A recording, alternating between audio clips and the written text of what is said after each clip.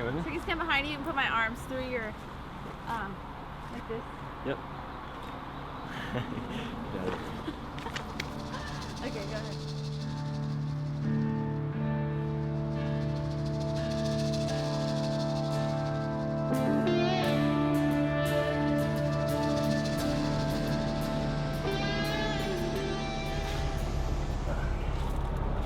So if you notice, we got all of this axle fluid leaking down on the inside of the wheel on both sides. Last time it was just the driver's side. This time it's both sides. We started smelling the axle fluid the day before yesterday and just found the leaks today. So it looks like we're gonna have to try and work this out somehow. What's going on, Judah?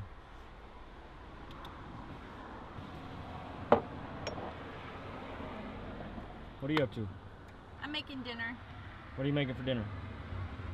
A pot of chili. So basically we just had the driver's side replaced back in Michigan a week ago at the most.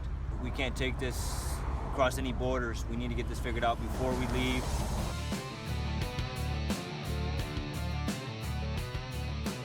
The leak was slow, which bought us some time to still see the sights along the way while we figured out a game plan.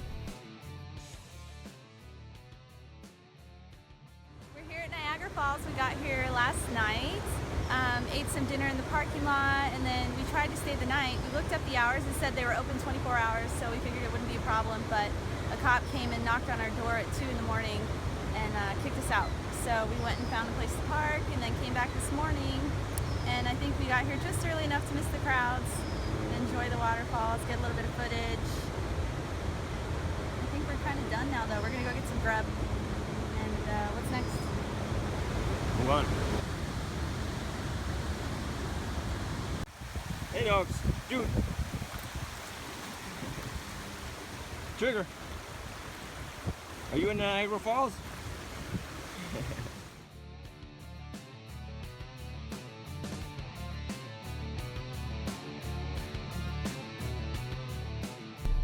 So right now we're about 35 miles north of New York City. We're gonna drive all the way south of the city, and then we're gonna cross across the Verrazano Narrows Bridge straight into Brooklyn, and we're gonna head north. How do you feel about heading down here? We're a little apprehensive about... I'm so excited to see New York City. I think it's gonna be a really neat experience. I'm nervous about the traffic and the rig. Well, really more for everybody around the rig because we expect to have little Honda Civics and stuff bouncing off us all day long. So.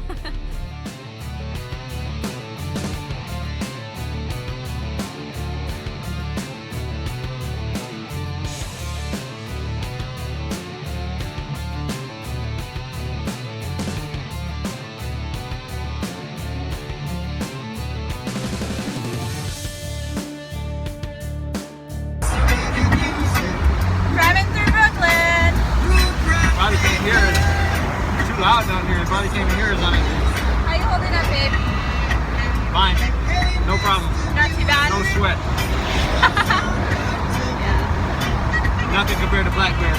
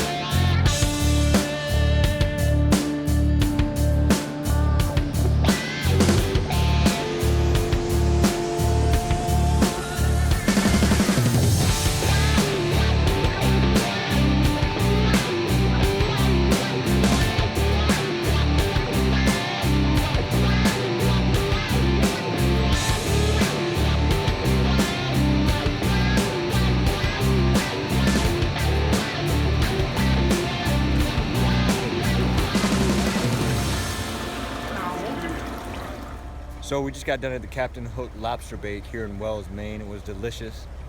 What do you think about it? It was good. It was delicious. I was kind of weirded out by the fact that they just put the whole lobster on your plate. But Justin was nice enough to process mine and do what needed to be done so I could just eat it. Oh shit. I don't know, I'm ready. Can you guess why you're in trouble? Because the axle was leaking some fluid? No.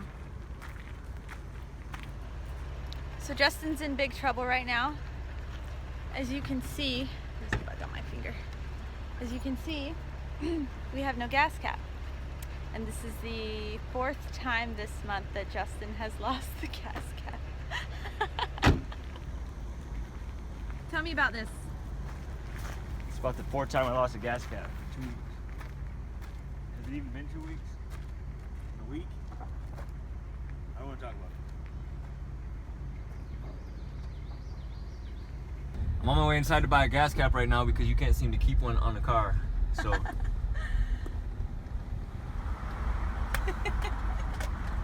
What? Do we have a new gas cap? We got a new gas cap. Gas cap number 4. So now I would like you to commit on camera not to lose this one.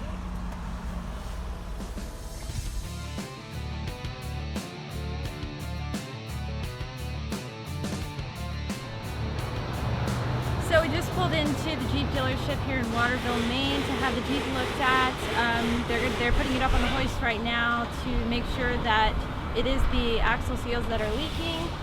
They said they can't get us in until next Wednesday. Today's Thursday, so that means that we need to find camp for a few days while we wait for them to look at the Jeep.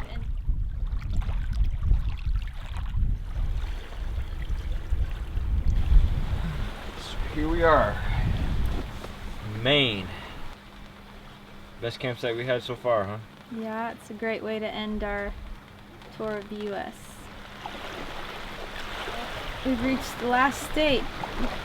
On into Canada. Crazy. Yep. Crossing our first border. Well, we have a lot to do until then. Yeah. I'm gonna be here for about a week. Waiting for the Jeep to get fixed. It's starting to rain again. It is coming down.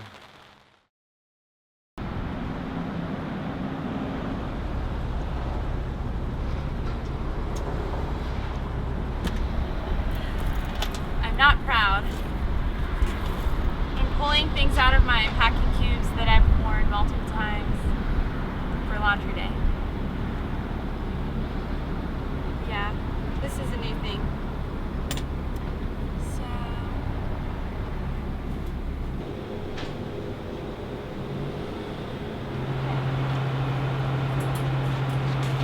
definitely gonna be our biggest thing.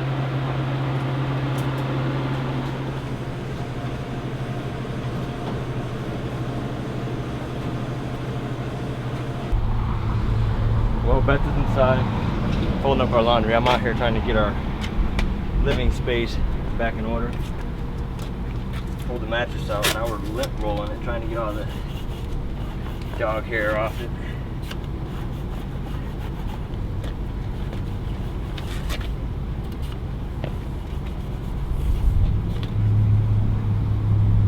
I'm doing so much lint roller, I'm actually shaving the top of the lint roller right off, making it pretty difficult considering that the roller tape doesn't want to stay on the roller. People are looking at me like I'm crazy because they think I'm talking to myself. I need to find a place to put these shoes. I don't want to stuff them up here. I don't want to have clutter up here. So put them down there where I put my spare pair of shoes. Like having things down there by our feet. Well, we don't have any other options. Life in the teardrop.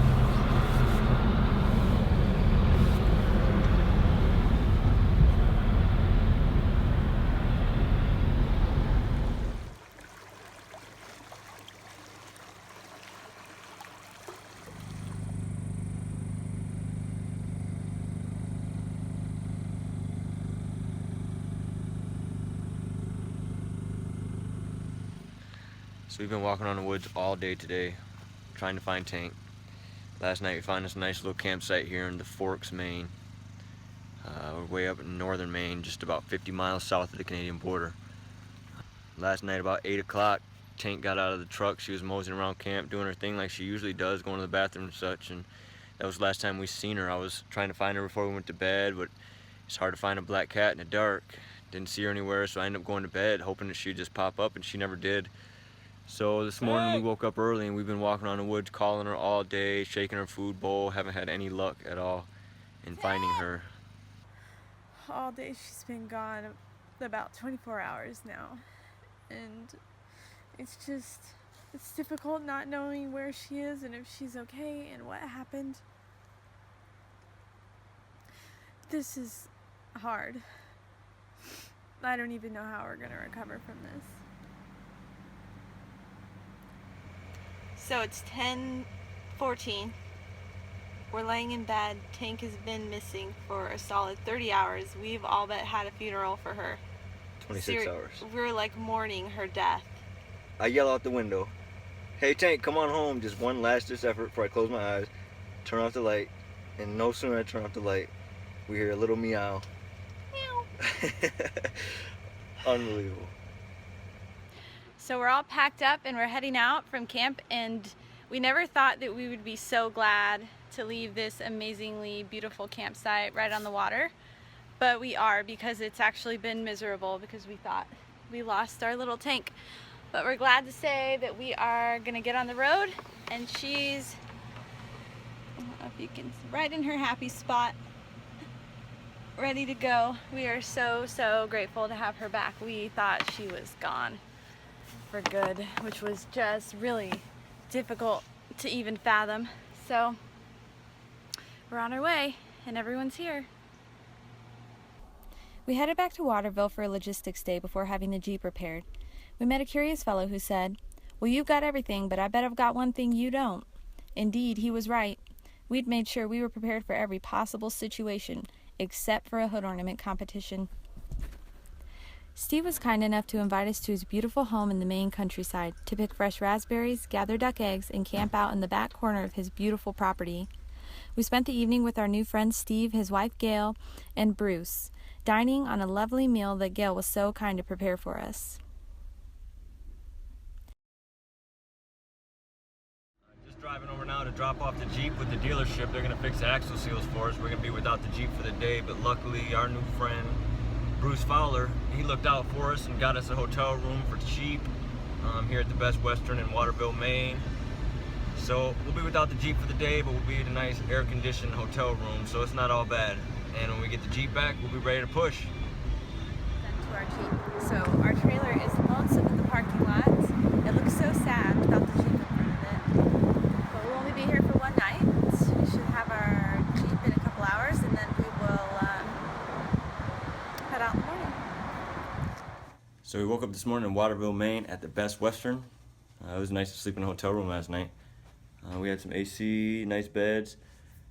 Jeep got fixed, so we're back in business. We're gonna go have some breakfast and get back on the road. So we're just walking out of our hotel room, getting ready to get on the road again. Jeep is completely fixed. Over there looking good. Ready for us to put it on the road again. Heading to Bar Harbor now. We're here, it's like a tourist trap. We hope there's not too many people, but we're not having our hopes up. But we're probably gonna push a little bit further to, what's that place called? Eastport? I have no idea. Push a little bit further than Bar Harbor into Eastport, Maine. I hear it gets a little less touristy out there, so we'll let you know.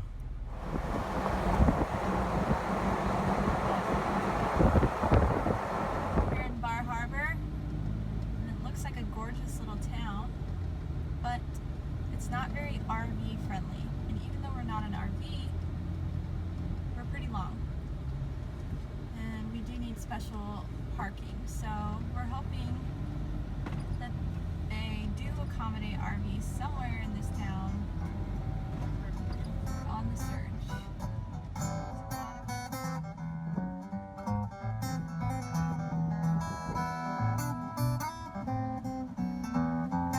We spent the afternoon exploring the streets of Bar Harbor.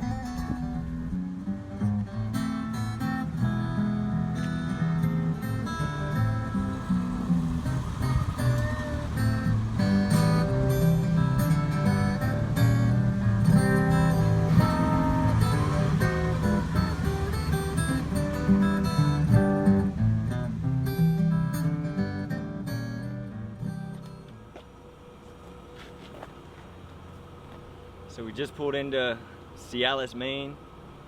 What is it? Calais?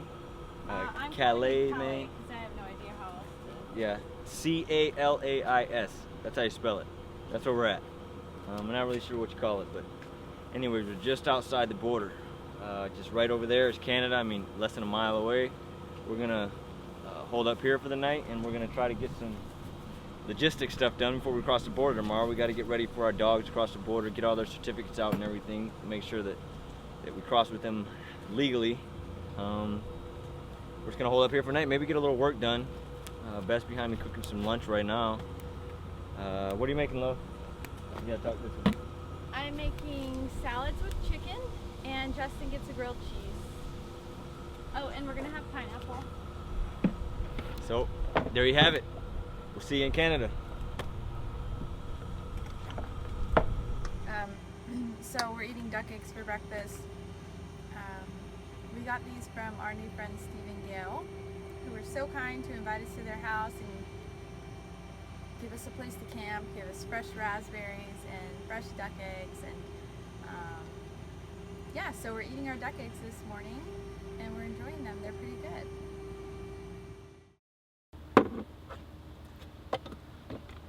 So we just got into Canada today and nothing has gone as planned. We trekked it all the way from Michigan to the East Coast and had an entire route planned, which as usual is not going to work out. Finally made it to the top of Maine and to the Canadian border, and they basically told us we can't cross here with our firearm, which we're carrying for camping in Alaska. The Canadian government gave me all this paperwork to fill out via their website. Said no problem, fill this out, you can transport it to Alaska. And then we get here and he says, I know it's not on the internet, I know it's not on that document, but you're really only allowed to travel in the most direct route to Alaska with a firearm. Once again, we've encountered a hurdle that is going to completely alter our route, and I think this is just something we're going to have to get used to. This reroute would ultimately result in a complete reassessment and some significant changes to our plans for the next year. What initially seemed like a frustrating hurdle would turn out to be a weight lifted off both of our shoulders.